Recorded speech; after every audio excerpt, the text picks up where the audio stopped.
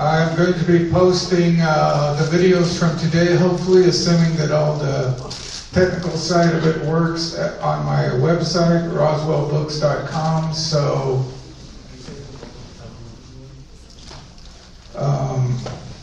if you have friends that weren't able to make it today, or people that you think might enjoy watching the 3 presentations, you can go to my website, roswellbooks.com, or my YouTube, Noe Torres on YouTube, and I should be able to post the lectures from today within the next day or so.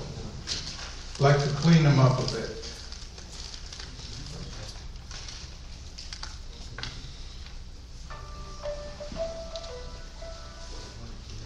Okay, we're just waiting for a couple people to come on in, and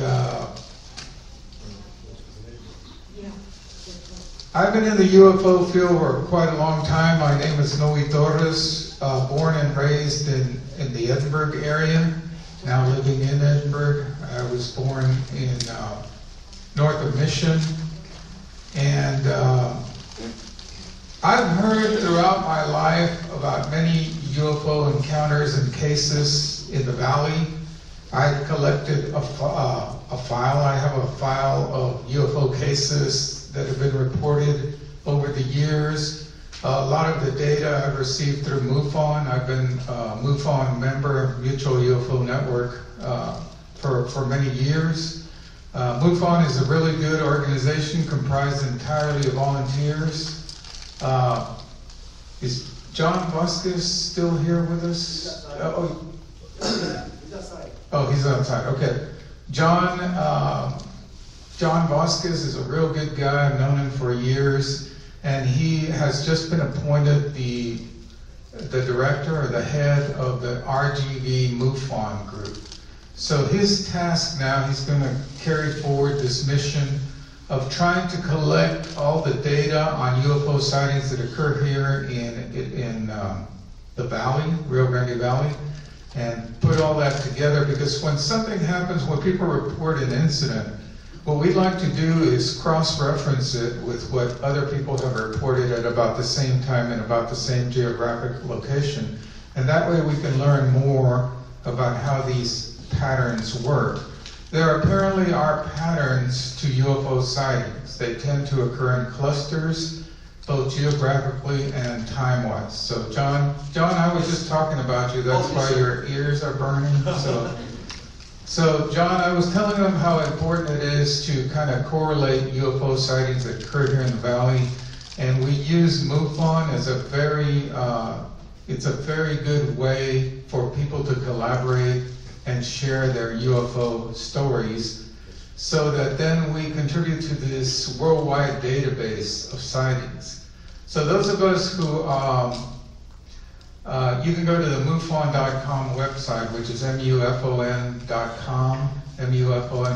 and you can actually search the database of sightings. So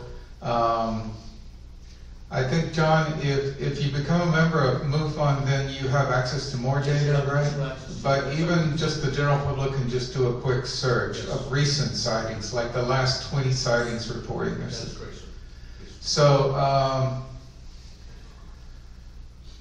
if you want to get involved, if you would like to know more about UFO research, you can even become a certified Mutual UFO Network investigator. And you learn about interview skills, interviewing witnesses, putting together data, and helping with the cause of trying to build this database of what these objects are, what they may be doing here, the creature sightings, the being entity sightings that people report, help us put together more information about that. So I've always been interested in this. Ever since I was a little kid, I would run to the library and read every book that the library had about UFOs. This was back in the 60s when I was growing up here in Mission area. I would go to the Mission Public Library. I'd go to the library at my school, and I would just read.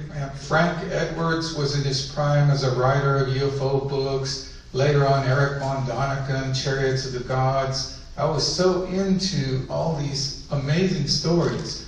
And my mom told me a fascinating account of an encounter she had in the 1940s there at our ranch in the northern part of north of Mission on North Sherry Road, where she encountered this object above her head that really, it changed her life in a lot of ways, because she became interested in this astronomy. She became interested in astronomy where she had never previously been. She became interested in religious matters. I think we're losing the battery on this, so we'll make a quick battery change here.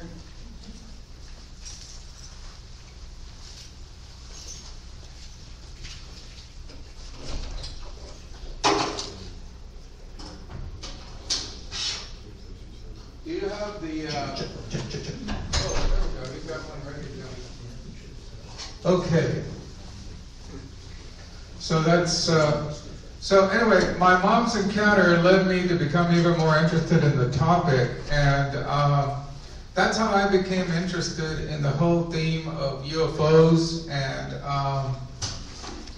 I'm going to talk to you about one of my latest books, which is called Fire from the Sky, and it was inspired by the UFO sightings that I have heard about my entire life happening here in the valley, but specifically this one case,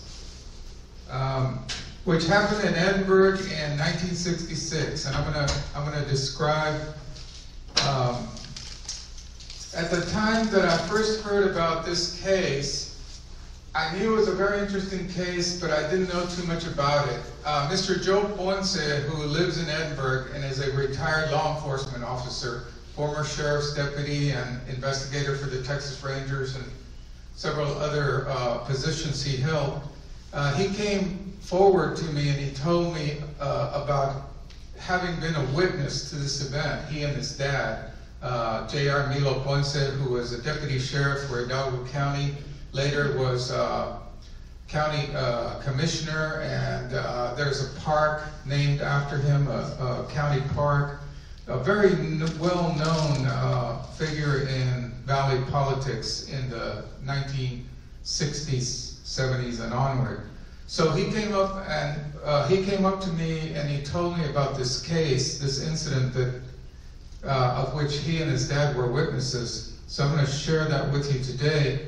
But this case has really grown in people knowing about it. It went from nobody knowing anything about what happened in Edinburg, and then suddenly it is really spreading like wildfire, not just in the valley, but throughout the United States and even internationally.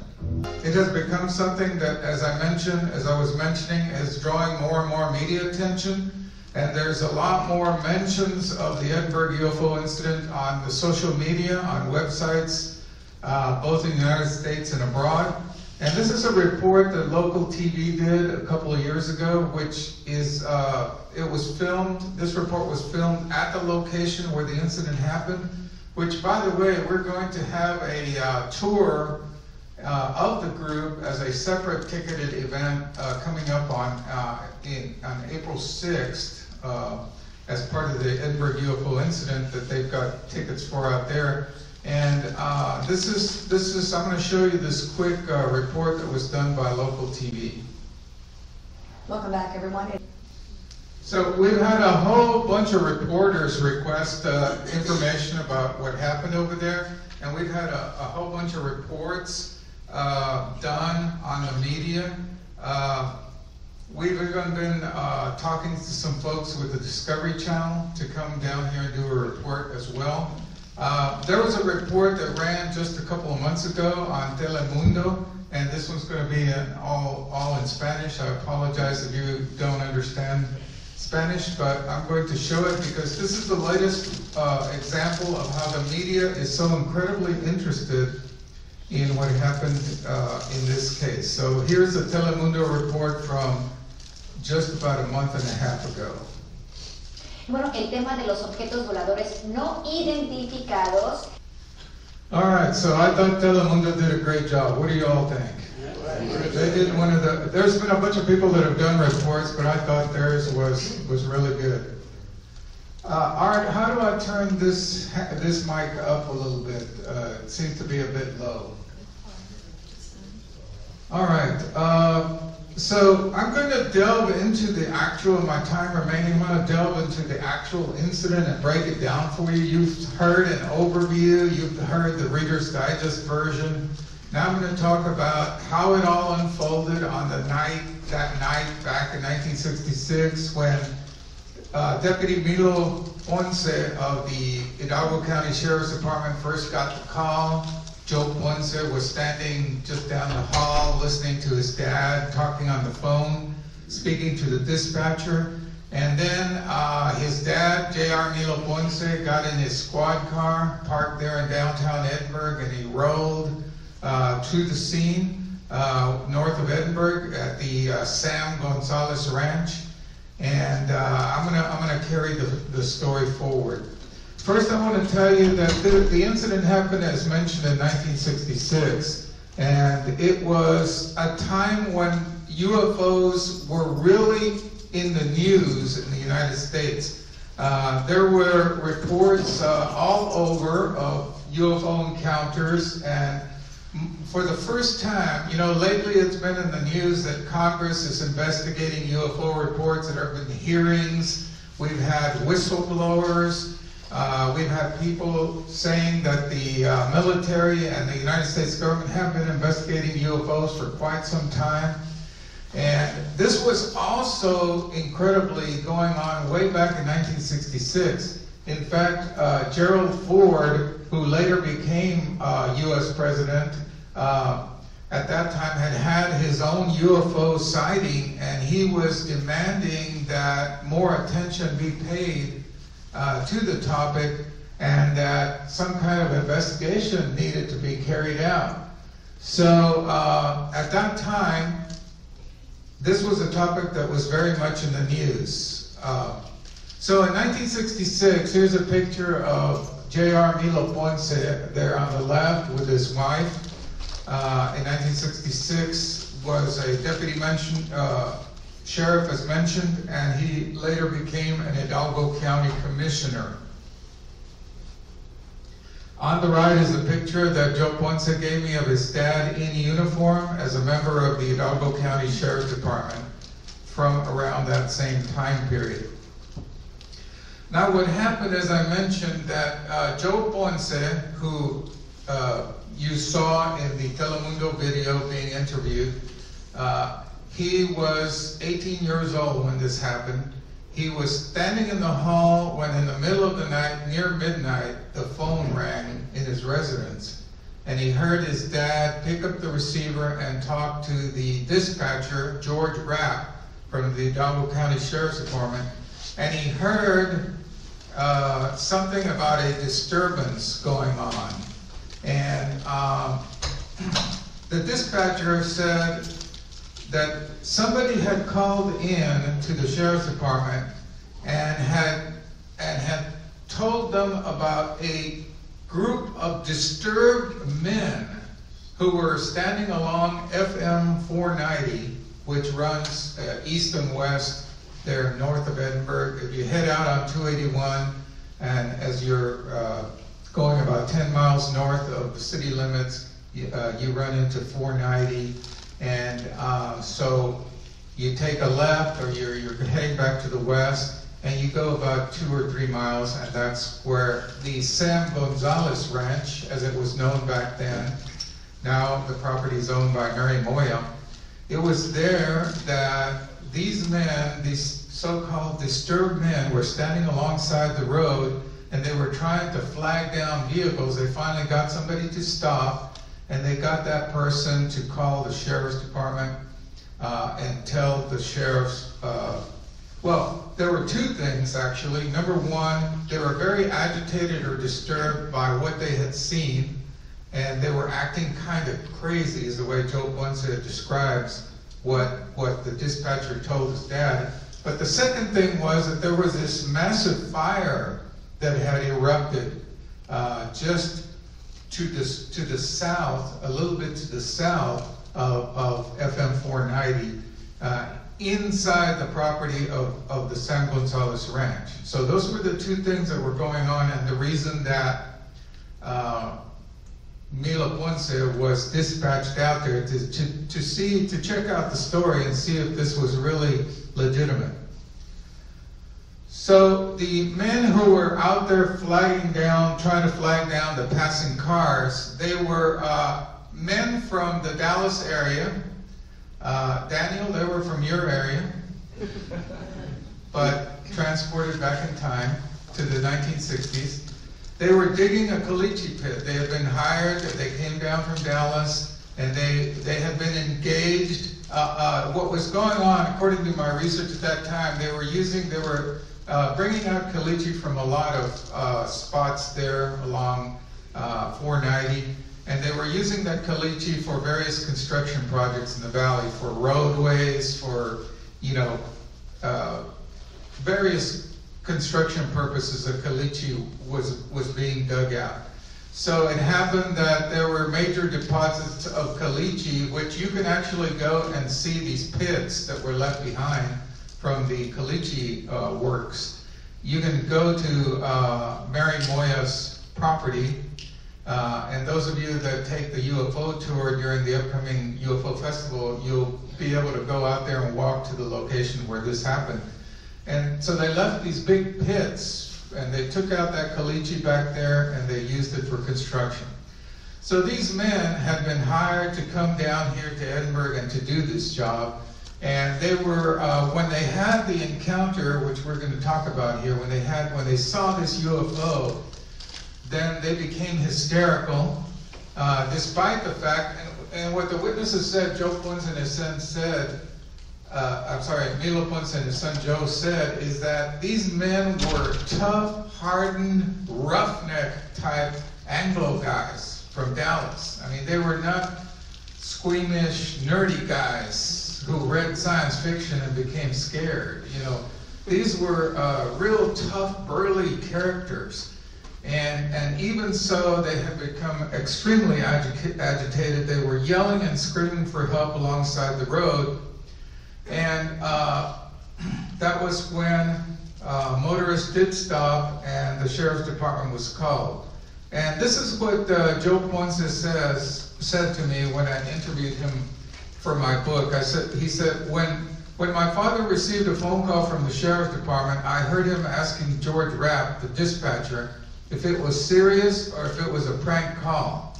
Rapp told him that the men seen along Highway 490 appeared to be very frightened about something they had seen, and they also said they needed help putting out a fire. So there were the two things that I mentioned.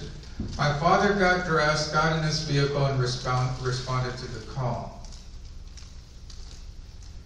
So it was in 2012 that Joe Ponce first came forward and told me the story. He had heard that I wrote books about UFOs, and he wanted to see what I thought about this. He brought some pictures to show me. He told me about his dad, which I had already known because I was actually a news reporter in the mid to late 70s, early 80s. And so I had heard the name Milo Ponce, county commissioner, former sheriff's deputy, very well known. As I mentioned, there's a county park named after him. So when Joe Ponce, his son, approached me and told me this incident that had happened back in the 60s, I was all completely tuned in. I consider my work in the UFO field leads me to put more weight when the witness is a credible source, law enforcement, military, someone who's a trained observer, someone who's unlikely to be making stuff up, then it becomes something that I pay much, much closer attention to. So when he came forward, he told me this story, and I'm bringing it up to what I've covered so far. The men were extremely upset and frightened, and one of the men had been so frightened that despite these men being burly roughneck types, one of the men had urinated in his pants from the fright that he sustained at this encounter with this object. So the men were later taken to the sheriff's office where they were interviewed and then allowed to spend the night. They told the investigators for the sheriff's department that they intended to never return to Edinburg for the rest of their lives. And they reportedly left town on a Greyhound bus the next morning and were happy to escape with their lives. So now I'm gonna rewind just a little bit to before the men had their UFO encounter that night. They had previously reported seeing a lot of strange lights and strange objects and lights in the night sky. They had reported seeing a loud humming or throbbing sound at night. They also had experienced strange weather patterns, like suddenly there would be strong winds on an otherwise calm night. But in this particular case, they saw all of those phenomena. They saw strange lights approaching. They saw a cloud-like formation. They saw an object disclose itself out of a cloud bank. And then they also saw something which they hadn't experienced at that point, is they saw flames or some kind of heat ray shoot down out of the cloud bank, out of the object that had materialized out of the cloud bank, shot down out of the sky, and it set everything on fire all around them. It set their construction equipment, their excavators, their pickup trucks. They had 2 or 3 pickup trucks. They had a small RV where they were spending the night out at the ranch. We call it, refer to it as an RV or a mobile home. And all of their construction equipment and their vehicles and everything at their little campsite was suddenly on fire, just blazing. And I'm gonna read just a quick excerpt from my book, which examines the possibility that the men who were, by the way, they were armed without doubt.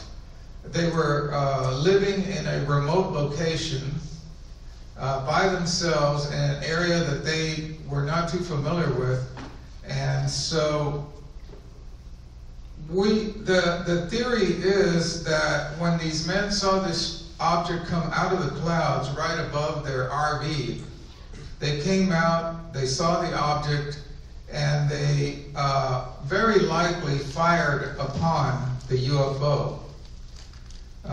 So I'm going to read a short excerpt from my book. The construction worker's story begins with a routine day of work in the excavation of caliche from the pits at San Gonzalez Ranch. After putting in their day, the men settled down for a calm, restful evening in the 12-foot by 60-foot mobile home that the crew was using as their home base. The workers told deputies that as they were sleeping, they were suddenly awakened by strong, gusty winds that were so intense that the structure of their mobile home was shaking. They were puzzled by the sounds they heard outside, especially since earlier in the evening they had noticed that the wind was calm and no threat of storms seemed apparent. As they stepped outside their mobile home to investigate, the workers saw a sight that further astonished them. Although all the skies for miles around them were clear and calm, the area immediately around their camp was becoming a roiling cauldron of turbulence. A strange cloud formation had appeared over their RV, and within the clouds the workers could see strange multicolored lights flashing and shining.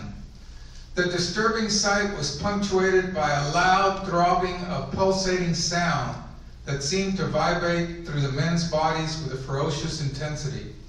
They continued looking up as a weather disturbance began to define itself into a cigar-shaped, illuminated object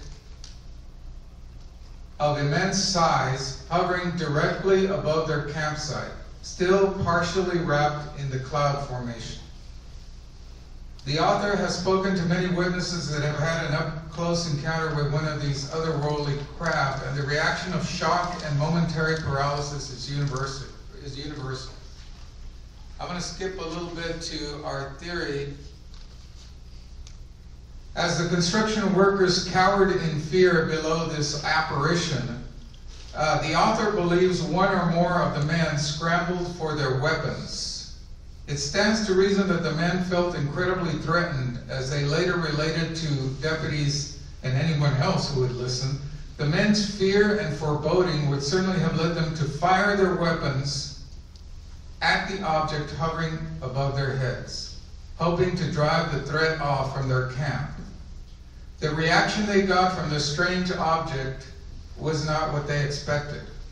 What happened next has been the subject of much speculation by a number of UFO experts. The hovering craft emitted beams of light down to the construction camp below, bathing all the vehicles, machinery, and the mobile home in an eerie light. Moments later, the light beams turned into beams of fire, which incinerated, for the most part, the mobile home, the crew's pickup trucks, their bobtail truck, and their excavating machine.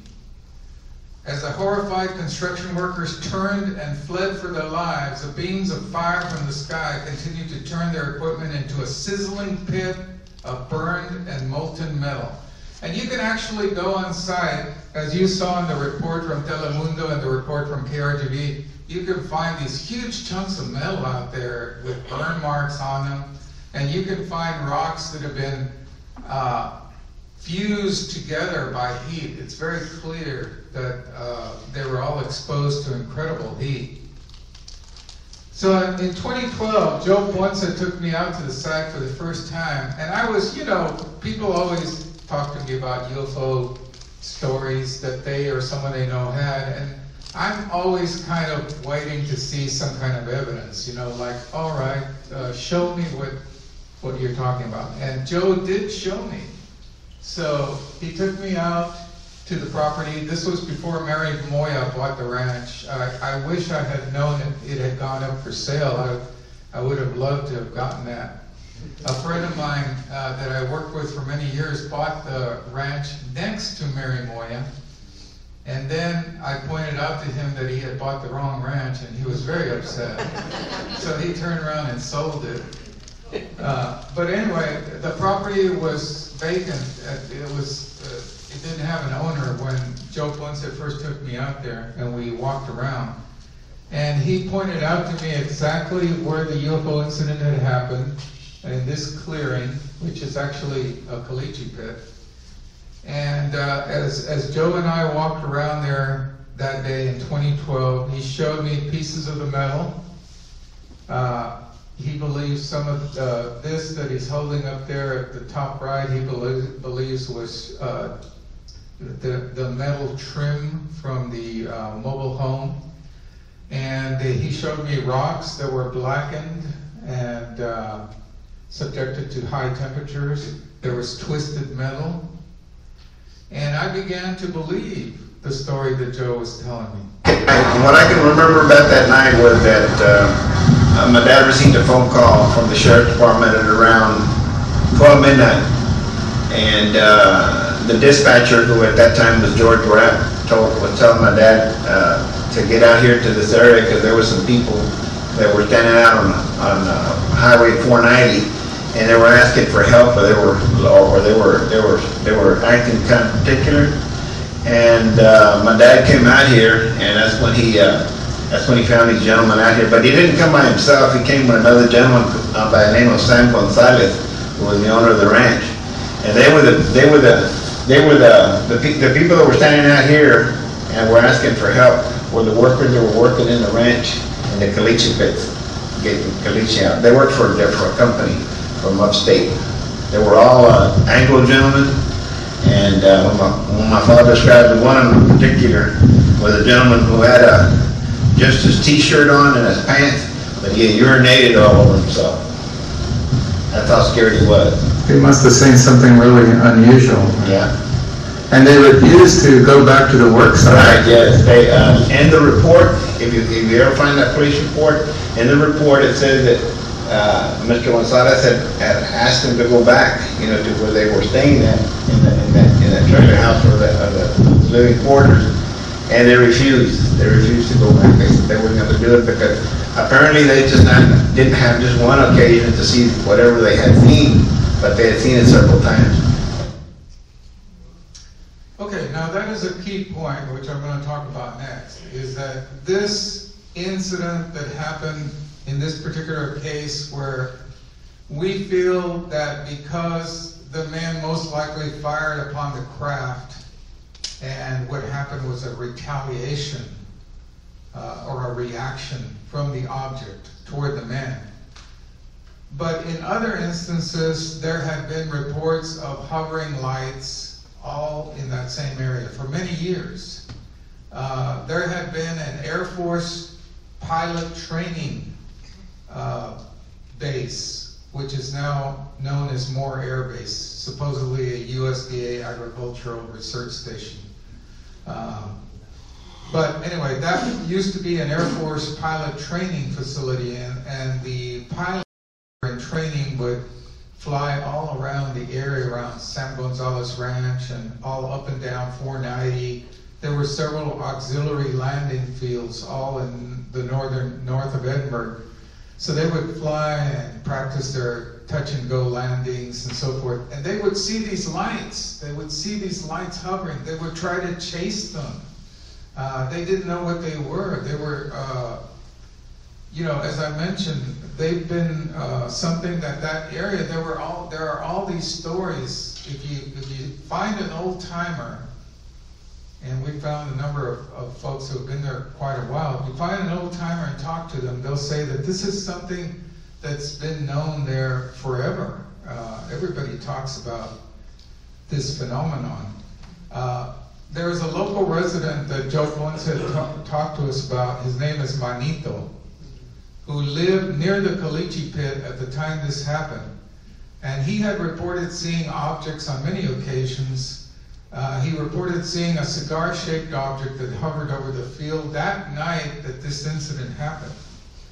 Manito had seen this and other bright lights hovering over the surrounding fields prior to the night that we're talking about here. The Caliche pit workers themselves stated that they had seen strange lights hovering around the area on other occasions prior to the night of the fire.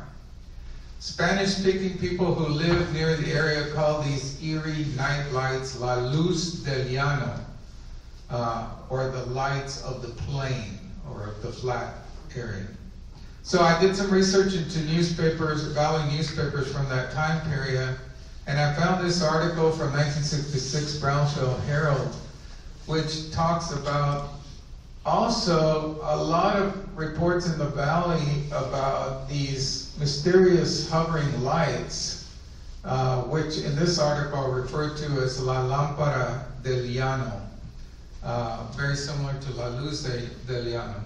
So this article talks about balls or orbs of fire floating around the valley, and the author of this article says that even though they now go by the fancy name of unidentified flying objects, which we know as UFOs or UAPs, now they call them, is the newest term. The local residents, he says, the reporter in this article says, the local residents have known them for many years as La Lámpara del Llano. So very similar, and the article says they've been around for at least 80 years, which would take us back to the 1800s.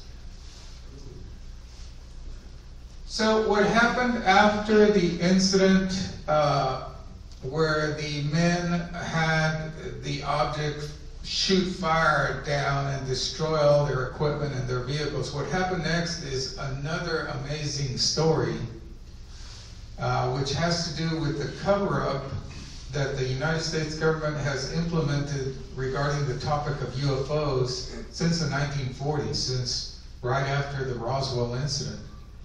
And what happened was that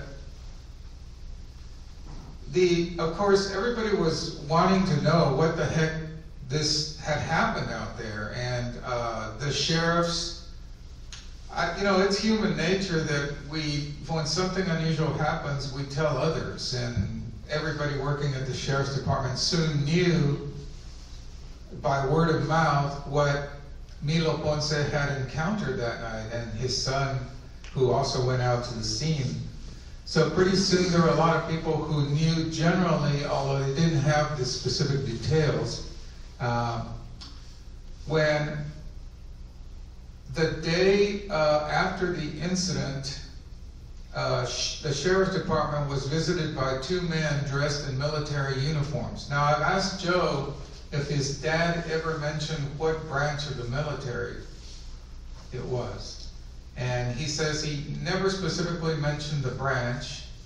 He had assumed Air Force because the Moore Air Base had been a United States Air Force facility for training jet fighter pilots in the 50s and I think early 60s. But by that time, by 1966, it had shut down as a military base.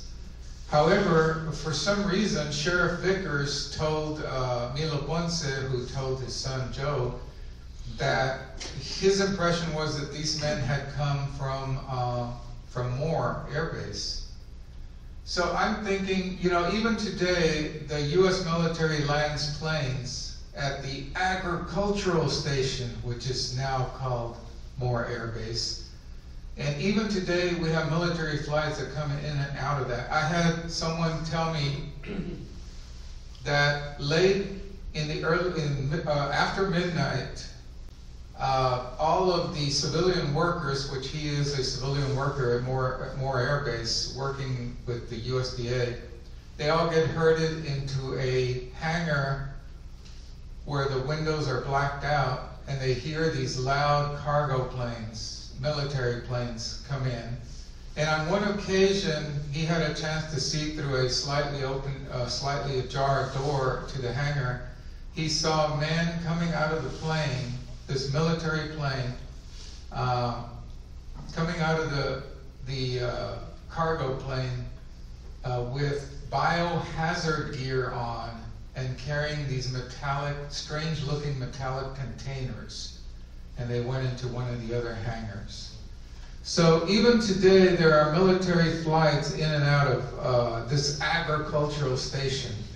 And in the 1966, it's very possible that these investigators, possibly from Wright-Patterson Air Base, which was where most of the UFO investigations by the military were being conducted out of, and data was being gathered at Wright-Pat, and files were being kept, and material was being collected. It's possible that from Wright-Pat, investigators were sent. They landed at Moore Air Base, which was the closest U.S. government facility landing strip to where the incident happened, and then they were taxied, or they were driven over to the sheriff's department. In any event, these two men dressed in military uniforms asked to see the report about the incident that had happened. And Sheriff Vickers, a resident of Donna, who was a county sheriff from 1955 to 1969, he thought that the men had come from Moore Air Base, as I mentioned, which is about 10 miles away from where all of this happened. But after these men got done talking to the sheriff, guess what? They slammed the lid down on any further talk by anybody who had heard anything about this. They were told that no more was ever to be said. They collected all of the paperwork that was generated from this incident. They took the report from the sheriff's department, from the fire departments. Fire departments responded out there to the fire to put it out afterward. And Joe Ponce said, no more was ever said of the incident, and my father never spoke about it anymore. And the interesting thing is that Joe Ponce decided not to come forward with this story until after his dad, J.R. Mito Ponce, had passed away. So a long time passed. Nobody had ever heard. Only the immediate family members, and basically only Joe Ponce and maybe one or two others knew what his dad had experienced. An amazing story. Now, just quickly, I want to mention that from 1953 to 1959, Moore Air Base was a primary pilot training center for the U.S. Air Force. Approximately 4,000 pilots were trained. They used T-28, T-34, and T-37 aircraft. And you can find stories of where these men reported encountering strange glowing orbs in the same area where this incident I'm talking about happened. And here's a local historian, David Newton, told me this about some of the encounters that these pilots had. He said, "We have an area that has been noted for strange lights frequently mentioned by both trainers and trainees at Moore Field when it was an advanced pilot training facility for the United States Air Force. We know of various such trainers and other Air Force personnel who lived in McAllen and would mention the odd moving lights when they were on night training missions. These men, frequently combat veterans from World War II or Korea, would suggest at times that they felt as though they were being monitored by intelligently operated craft of unknown origin, sometimes during the day, but usually at night." I'm going to show you a friend of mine has a very nice high quality drone, camera drone, and he took a picture of the whole area where this happened, so you can get a nice visual overview of the spot we're talking about. This is courtesy of my friend Daniel Galeana.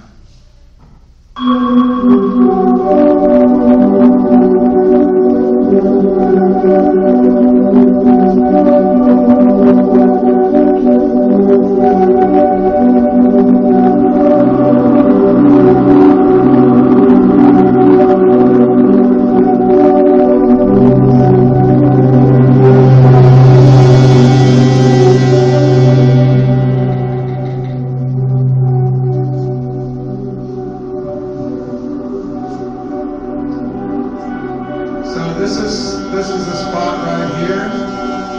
You can see very clearly where the caliche works are.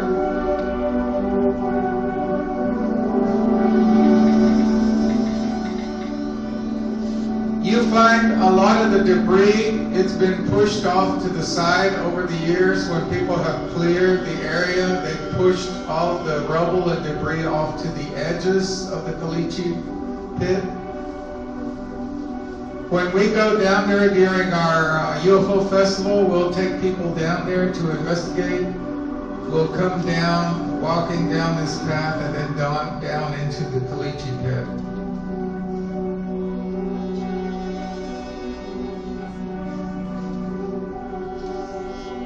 We tell people to wear sturdy shoes or boots. There are snakes and scorpions and other nasty critters, as well as what we know of as cow patties that you can step into.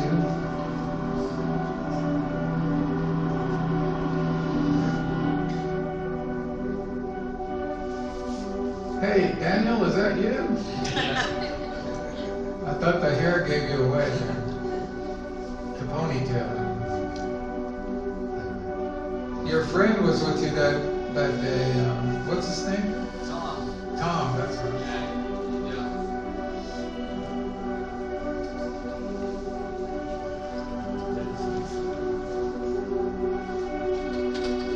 So once again, we've taken readings for electromagnetic energy right around and the debris that's off to the sides. We got some very unusually high readings. There were some radiation readings that spiked a little bit, but nothing seemed major.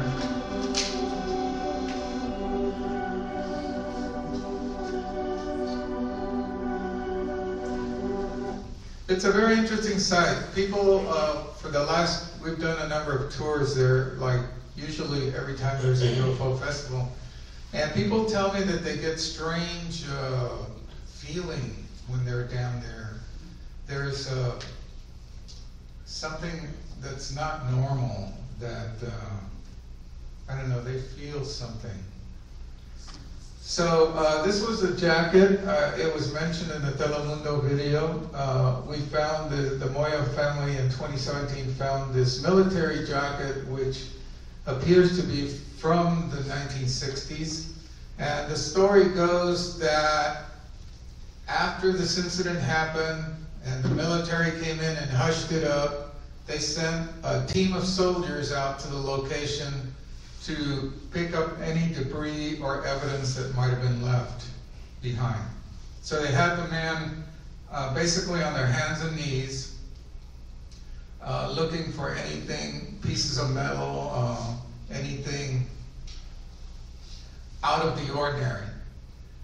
They obviously didn't collect the wreckage from the construction camp, but they were looking for anything unusual.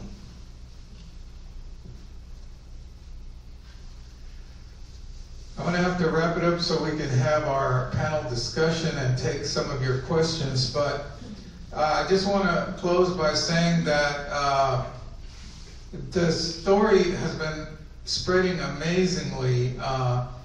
We've had a number of UFO conferences over the years, and the speakers love going out there. We've taken a lot of people out to visit the location. We've told them the story. John Greenwald of the Black Vault, Stephen Bassett, Travis Walton, Nick Pope are just a few. It's been featured by the local media many, many times. We've gotten all kinds of coverage in newspapers, magazines, online. And the UFO incident was featured in Texas Monthly recently. And my new book just came out this past October, and people have been calling for even more information about it. And here's an article that appeared in Above Top Secret, which is a very well-known UFO website. And so just lots of examples. People are starting to get the message that something really interesting happened here. And the Edinburg UFO case has now become one of the top UFO cases in the state of Texas in terms of interest. And our Edinburg UFO conference, which we're about to have the 13th annual, was recently ranked the #3 best UFO festival in the world. So we were happy to get that right.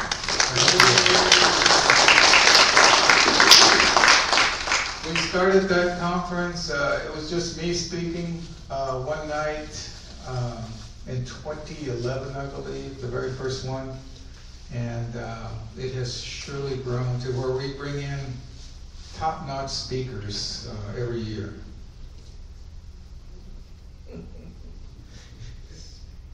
So once again, UFO Festival is coming up April 5th and 6th at the City Hall Courtyard and the Renaissance Conference Center. They've got discounted tickets out there in case you haven't been out there. And we're going to move some tables and set up real quick for our panel discussion. If you all need to take a quick break, it'll probably take about 5 minutes for us to set up the tables and chairs. And then we're going to take audience questions for anything that you want to ask about related to UFOs or anything that we presented today. So let's take about 5 minutes to set up for our panel discussion. We're scheduled to go until 5 o'clock, by the way, for those of you who are wondering. We'll be back in about 5 minutes.